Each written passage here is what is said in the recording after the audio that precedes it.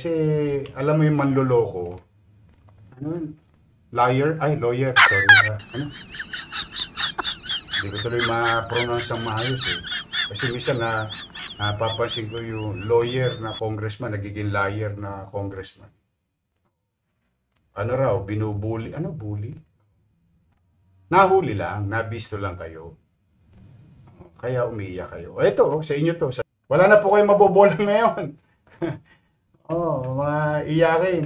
Kayo na ang nabisto eh. Dati kayo nang bibisto eh.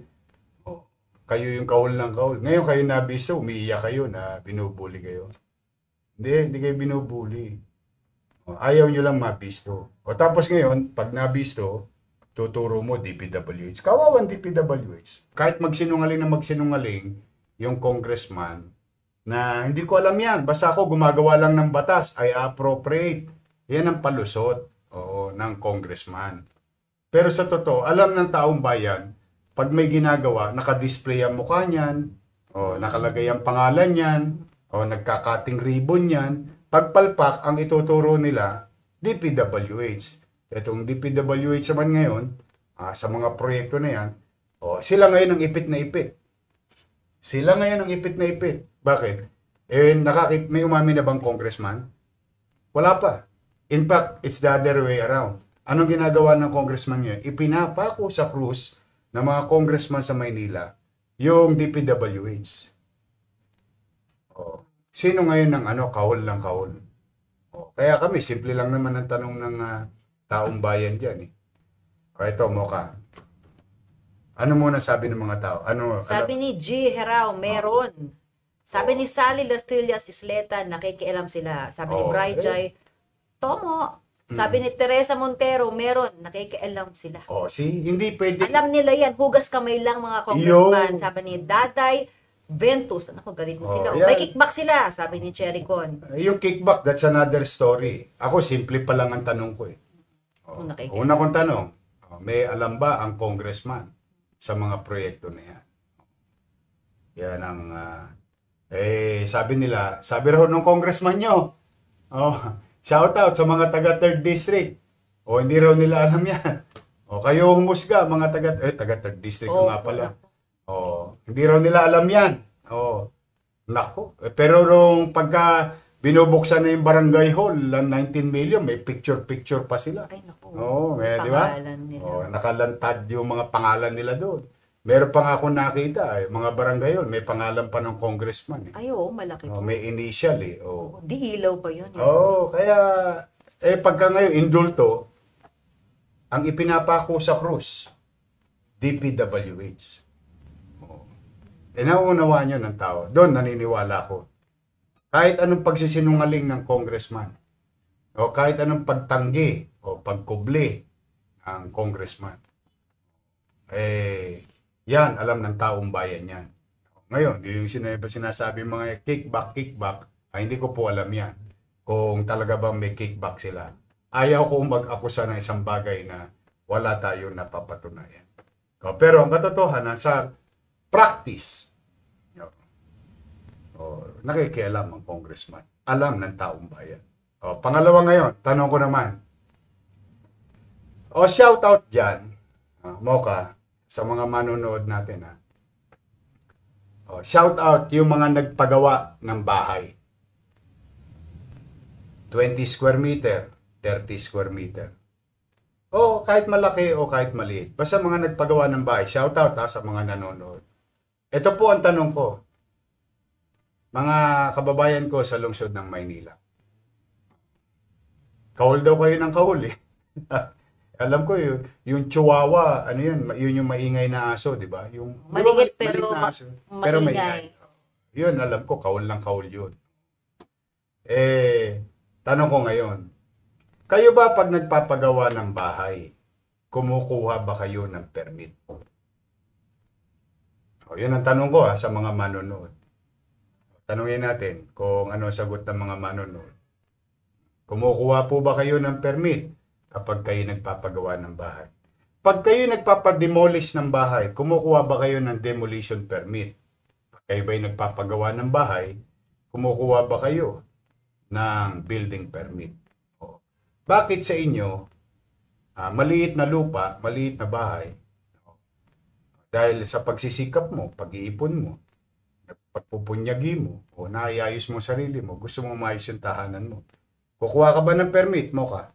Opo, sabi ni Adam Rich Manansala Sanding, dapat may permit. Dapat daw. Kailangan ba talagang may permit? Sabi ni Teresa Montero, yes po, from barangay to City Hall. Tama. Yan. Alam na alam nila. Alam na alam ng taong bayan. Ang tanong naman namin ngayon, paano kayo nakapag-demolish ng property ng gobyerno sa mga congressman na nag-i-excuse ngayon na manggagawa lang daw sila ng batas? Nabisto lang kasi kayo.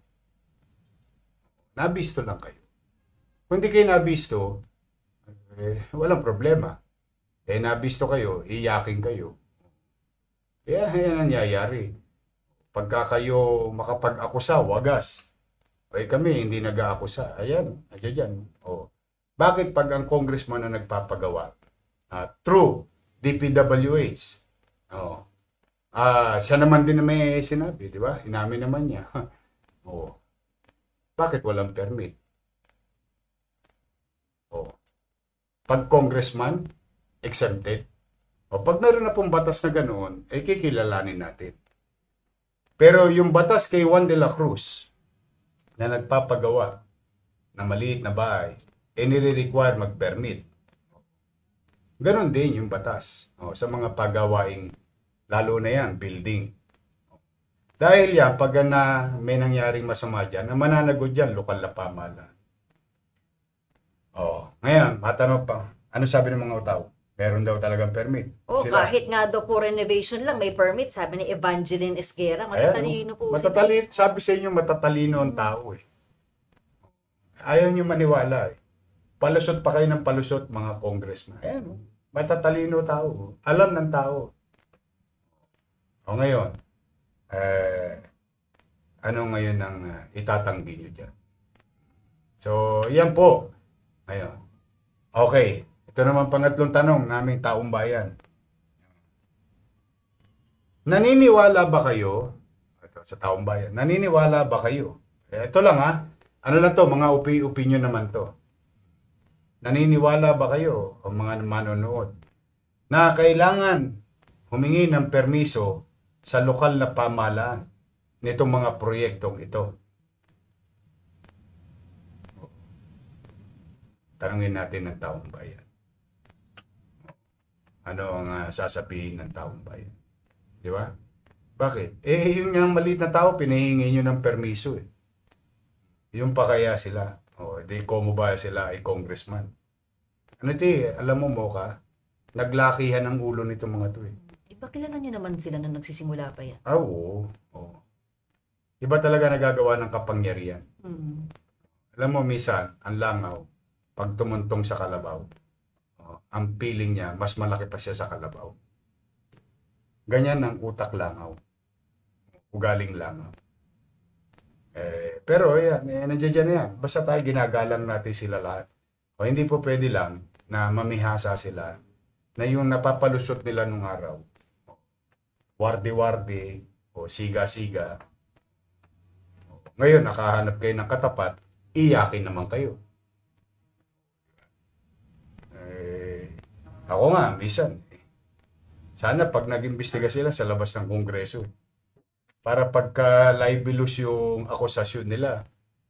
Kasi ang nila dyan, excuse nila dyan, nasa loob sila nasa hall of Congress sila.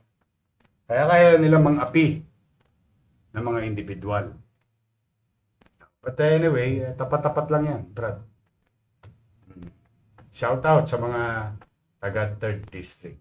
Shout out sa inyo. Kayo po ang umusga. Lalo dyan sa 3rd District, marami nag-a-apply dyan ng building permit. Sila, naalala nyo ba, na hirap kayo dati dito sa zoning. Zoning pa lang bagsak na, ang tagal na. Pero ito, wala pang permit, gibaan na. Bakit? Kasi, pagawa ng congressman. Special child mukhang special child itong ilang congressman natin di ba? So anyway, that's water under the bridge. We'll see. Tingnan natin if we mean business. I'll see you soon. Di ba? Yung comment po, sabi nga, dapat lahat.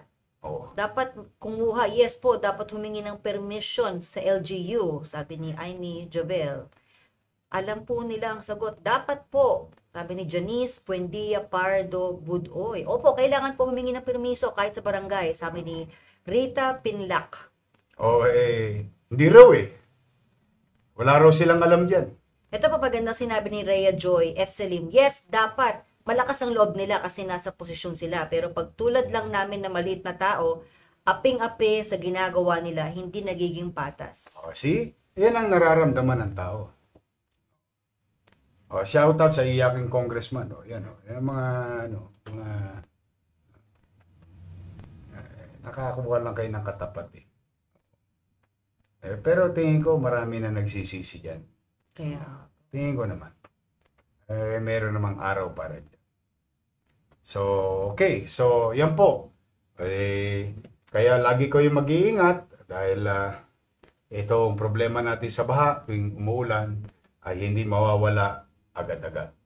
Pero, rest assured, in our own little way, hindi po tayo titigil na linisin yung ating mga drainage system. Natutuwa lang ako kanina, maraming nagpapadala sa akin ng mga messages. If there is any consolation, nakita nila yung tubig malinis. Kasi nawawala na po yung mga burak eh. Nakukuha na po natin. So, ingat lang po. O ngayon, usapang permiso. May nagsasabing congressman sila lang daw yung ang tawag dyan, parang politika yung statement. Ito, huwag na kayo lumayo. Ito patunay. Una, si Erwin Cheng, hindi natin yan na kapartido. Pero inaprobahan ko lahat yung programa niya. Si Congressman Maceda, hindi rin natin yan kapartido. Baka kasi pinalalabas ito mga politika di ba? Eto alam ng taga Maynila to.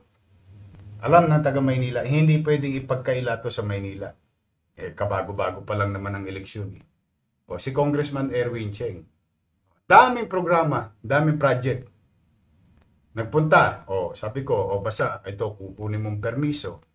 Kukunin mo to. Kukuha. Inaprobahan ko. Hinarangan ko ba yung ikabubuti ng taong bayan? Hindi. Ganun din kay Congressman Maceda. Hindi ko rin yung kapartido. Inaprobahan ko din. Maganda yung isang project ni Congressman Maceda. Sige, approve. Kaya lang, kayo ba, gagastos kayo ng 19 million pera ng taong bayan. Gagawa ng barangay hall. No? Tapos, sa bangketa. Tapos tatakpan yung eskwelahan. Tama ba yun? Aprobahan mo ba yun? Unang-una, tama rin siya. Tama rin siya na marami ng barangay hall na nasa bangketa sa Maynila. Tapos dadagdag pa siya. So, ibig sabihin, yung mali, gusto niya ipagpatuloy kasi nagmukhang tama. Magiging tama lang kasi congressman siya. 19 million yun. Nasaan ang perang taong bayan? Ngayon. Ito, distrito. Pagitan ng 3rd District at 4th District. Kinansel ako to. Dito ko yata in-announce yun Kinansel ako to. Bakit? Hindi humingi ng permit. Nung humingi ng permit, inaprobahan ko. Ayan, aprobado. Pagawain ng DPWH. District 3 and District 4. Ito yung di masalang. Bakit kailangan humingi ng permiso? Kasi kailangan namin gumawa ng traffic plan, isasara yung tulay Hindi ngayon magugulat ang taong bayan. Tanong, ikabubuti ba to ng taong bayan? Opo. Kakampi ko ba sa politika yung si Joel Chua? Hindi. Kakampi ko ba sa politika si Edward Maceda? Hindi. Distrito ba nilang dalawa to? Opo. Inaprobahan ko ba? Opo. Approve. Ayan. Kaya, anong nangyari? nakagawa ngayon ang MTPB ng traffic plan sa pagsara ng kalsada ng tulay ng Dimasalang. Oh. Ano ang maganda rito? O, ayan po, approve po. Ano po maganda rito? Nagbayad po sila ng buwis. Magkano po ang biniyarang buwis o what you call contractor's tax sa gobyerno ng Maynila? 504,000 ang binayad. Yun yata ang ayaw ipagawa ng mga ibang congressman. O baka kasi mabawasan ko yung pribilehiyo o yung para sa kanila kung ano man.